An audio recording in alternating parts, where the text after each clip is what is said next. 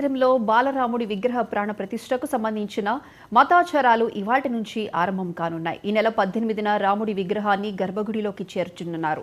22వ తేదీ మధ్యాహ్నం 12:20 విగ్రహ ప్రాణ ప్రతిష్ట కార్యక్రమం ఉంటుంది. ఇందుకు సంబంధించిన వివరాలను శ్రీరామ జన్మభూమి తీర్థక్షేత్ర ట్రస్ట్ వెల్లడించింది. రామ జన్మభూమి తీర్థక్షేత్ర ట్రస్ట్ ప్రధాన కార్యదర్శి చంపత్ రాయ్ మాట్లాడారు. రామమందిరంలో విగ్రహ ప్రాణ ప్రతిష్టకు సంబంధించిన మతాచారాలు ఇవాటి నుంచే ఆరంభమవుతాయన్నారు. ఈ నెల 18న రాముడి విగ్రహాన్ని గర్భగుడిలోకి చేరుస్తామన్నారు.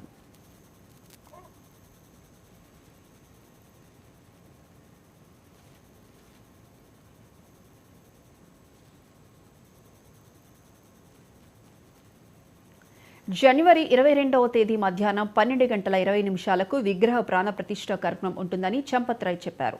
ప్రాణ ప్రతిష్ట కార్యక్రమం మధ్యాహ్నం 1 గంట వరకు పూర్తయ్యే అవకాశం ఉందన్నారు. వారణాసికి చెందిన గణేశ్వర శాస్త్రి ద్రవిడ్ ముహూర్తాన్ని నిర్ణయించారని, ఆయనే ఆచార వ్యవహారాలను పర్యవేక్షిస్తున్నట్లు తెలిపారు. ప్రధాన ఆచార్యుడిగా కాశీకి చెందిన లక్ష్మీకాంత్ దీక్షిత్ వ్యవహరిస్తారు. రాముడి విగ్రహం బరువు 150 నుంచి 200 కిలోల వరకు ఉంటుందని చెప్పారు. 121 మంది ఆచార్యులు ఈ మతపరమైన క్రతువును నిర్వహిస్తారు.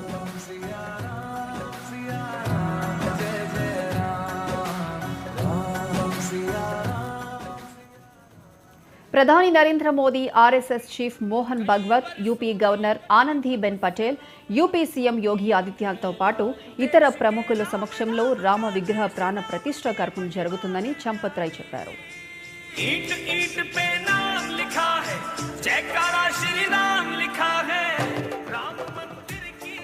ఈ నెల 23 నుంచి సాధారణ భక్తులు దర్శించుకునేందుకు అవకాశం కల్పిస్తామన్నారు.